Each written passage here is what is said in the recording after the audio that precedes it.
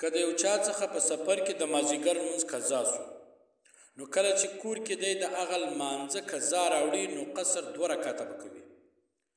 یعنی مثلا یو څوک په سفر کې روان و، د مازدیګر لمونځ قضا سو، د ماسپښین لمونځ قضا سو، یا د ماخستن لمونځ قضا سو، ځکه چې هلته به هغه 2 رکعته پر 2 فرض په سفر کې.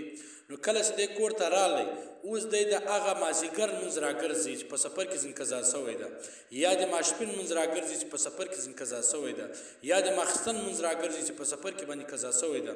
اوس دی کور ته راغلی قضایي راوړي، دی به 2 رکعته سفریانه هغه چې د په سفر کې قضا سوی ده 2 رکعته به قضایي راوړي، که هغه د مازدیګر وي، که هغه د ماخستن وي، که هغه د ماسپښین وي، یعنی 2 رکعته به کوي. اوس یو سړی په کور کې له کوره روانېدی، په کور کې لمونځ قضا سو، د مازدیګر لمونځ قضا سو، د ماخستن قضا سو. مثلا دی روانو په وخت سفر کې تلواري و یا بل شی، خو یو لمونځ قضا سو. کله چې دی په سفر کې روانو، د سفر په وخت کې ور په یاد سو له ما څخه د مازدیګر لمونځ په کور کې قضا سو. اوس یې دی قضایي راوړي 4 رکعته به راوړي.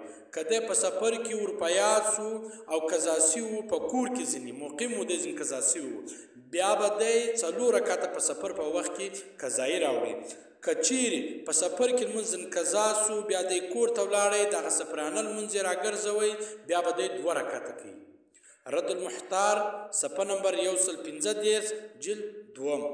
اوس دغه رقم بله مسله ده، کله چې 4 رکعتي لمونځ، 4 رکعتي فرض لمونځ، مثال د مازدیګر 4 رکعته دي، د ماخستن 4 رکعته دي، ټول ډک وکړي. په دې کې خو 2 ډک دي، 2 تست دي. مثلا د مازدیګر لمونځ 2 ډک دي، 2 تست دي. دی راولاړ شي 4 سره ډک وکړي په یاره سره، یعنی ټول کې قرأت وویل سي، نو سجود السهو پر ده نه لازمیږي، پر ده باندې یو شی نه لازمیږي، لمونځ یې صحیح ده. دغه رقم د ماخستن 4 رکعته فرض 2 ډک دي، 2 تست دي.